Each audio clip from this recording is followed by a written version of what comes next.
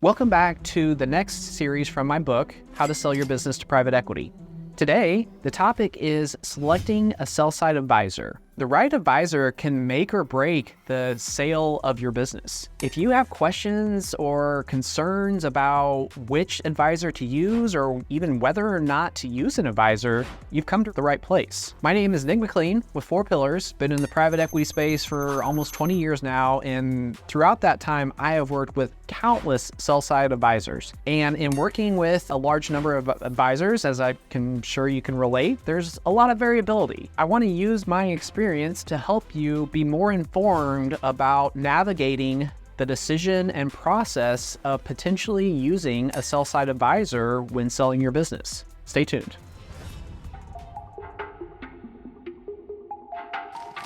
You might expect me to try to convince you as a seller not to hire a sell-side advisor, but instead go directly to the buyer. That is not the case though. The business is what the business is, regardless of whether the owner chooses to hire an investment banker or business broker. One huge reason why we as buyers like advisor-led deals is that we have more comfort and confidence that the seller is committed to the process. We've had direct negotiations with sellers that have lasted for months, only for them to end up with the seller deciding that they weren't ready to sell. The second reason we aren't opposed to advisor-led deals is that we don't want to convince a seller not to use an advisor. I wasted a lot of time earlier in my career trying to convince sellers to do one thing or another, and I have learned from the error of my ways. If you are firmly convinced that you want or need to hire a sell-side advisor, then I am not going to try to dissuade you from that. Regardless, there will be a defined process in working with an advisor. They will get to know you a bit and your business, dive into the financials, prepare a short teaser and a more in-depth marketing deck called a Confidential Information Memorandum, or CIM, prepare a list of potential buyers, which could number in the hundreds, and then market to those prospective buyers.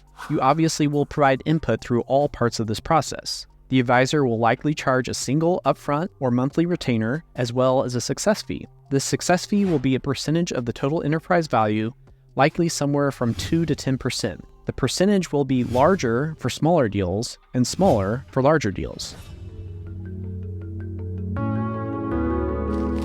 First off, I think it is helpful to understand the psyche of some buyers, particularly private equity buyers. I know from experience that some buyers are less interested in advisor-led or banked deals. I'm sure some feel there will be more competition and thus they will have to pay a higher price. But perhaps more importantly, working with a seller directly makes the deal feel special because no one else is looking at it. Additionally, due to the quality of some advisors, I simply won't look at deals they're representing, even if the teaser looks interesting. I think it's hard to overestimate the importance of the psyche of the buyer here.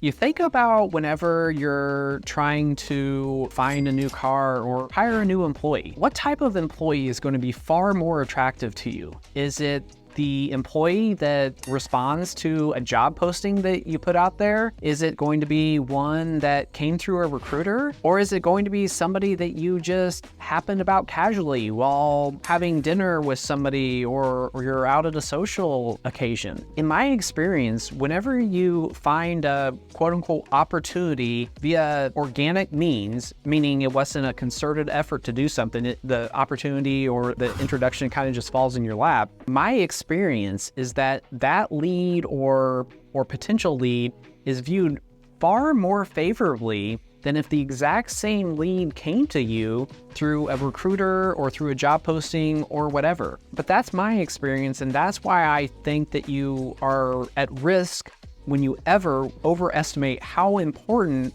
the psyche of the buyer is when thinking about whether or not to use a sell-side advisor.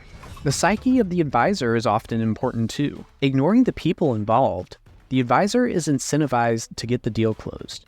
It's kind of like a real estate agent. Sure, the agent makes a little more if the home sells for a bigger number, but a less risky strategy in terms of maximizing expected commissions is to just try to get the deal done at any price. Don't get me wrong, I'm not saying that all investment bankers or business brokers adopt that particular mindset, just that the incentive structure is the same. For what it's worth, an investment banker I have used personally, and whom I think highly of, once told me that they often only get 1 or 2 quote-unquote good offers for their sell-side clients. Is that number of offers large enough to justify the decision to use an advisor? Only you can make that determination. I think there are 3 critical factors that should be evaluated when considering hiring an advisor. Time. If you don't have time to get your business into saleable condition and/or build relationships with potential buyers, then perhaps it is best to hire an advisor. But if your business isn't in its most saleable form, don't expect your advisor to pull off a miracle. Quality of the sell-side advisor. Picking a sell-side advisor should be easy, right? Well, in theory, sure. In practice, though, the answer is no. I have personally seen a huge variability in terms of quality in sell-side advisors. And you know what? The quality of the sell-side advisor typically does not correlate with the quality of the company. I worked on one deal and I was talking to an investor about it. Great company. The investor said, the sellers seem to make great business decisions except who they hired to represent them. Bingo. I know it's easy to think you won't fall into this trap, but be forewarned. Rifle or shotgun?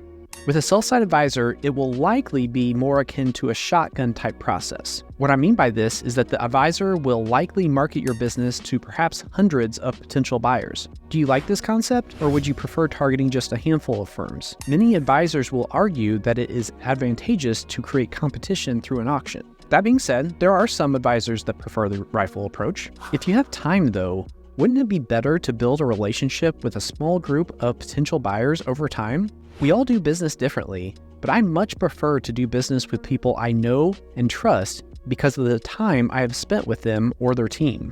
Another factor to consider is the sales approach of sell-side advisors and the promises sell-side advisors might make. Oftentimes, a sell-side advisor will get picked by a seller because 1. The advisor thought the seller's business was worth more than the other prospective advisors did, and 2. The advisor had a higher level of confidence about getting the deal closed at the price the seller wanted. In other words, the advisor told the seller what they thought the seller wanted to hear. Do all sell-side advisors do this? Absolutely not. This just adds to the challenge of identifying which sell-side advisor to choose. Based on my experience, there are folks that definitely want to hire an advisor, folks that definitely want to go direct, and some in the middle. The goal here is not to dissuade or persuade. I just want to inform you of your options. Sellers have been successful going both routes, and one choice is not necessarily better than the other. It's a personal decision. Hopefully this information has helped better equip you to make that decision. Regardless, having an experienced M&A attorney as part of your team is absolutely vital. You don't know how many times I've heard that, oh, well, this is my normal business attorney, but he does M&A too, so he's going to be great. That's not been my experience. The thing about an M&A attorney is that they live and breathe this stuff. They know what market terms are, they know how they've changed, and they've worked on enough deals, both on the buy side and sell side, to have a better feel for what the issues are more likely to be negotiated, what issues are more likely to be firmly objected to on the part of your buyer. Not to discredit the general business attorney that you've worked with for a long time. I know they've been invaluable to your business over the years, but here's an example where the sheer depth and breadth of experience in M&A, which is so important whenever you're running this process to sell your business. More than 50% of our deals have been proprietary. One of these deals was the result of a cold call to the business. All the others came down to the relationships we had built with the sellers. The example I'm most proud of was our second acquisition in the Pacific Northwest. We hadn't even heard that the business was for sale, but the owner talked to the former owners of our first acquisition. Apparently, the feedback they received was good enough to convince them to only work with us. 1. PE buyers prefer direct or proprietary deals. You and your business will get more attention from buyers when dealing direct. 2. Sell-side advisor-led deals are best when time is of the essence. 3. If you're thinking about hiring a sell-side advisor, consider that many business owners run a tight ship and don't make errors in judgment, except when it comes to the selection of a sell-side advisor.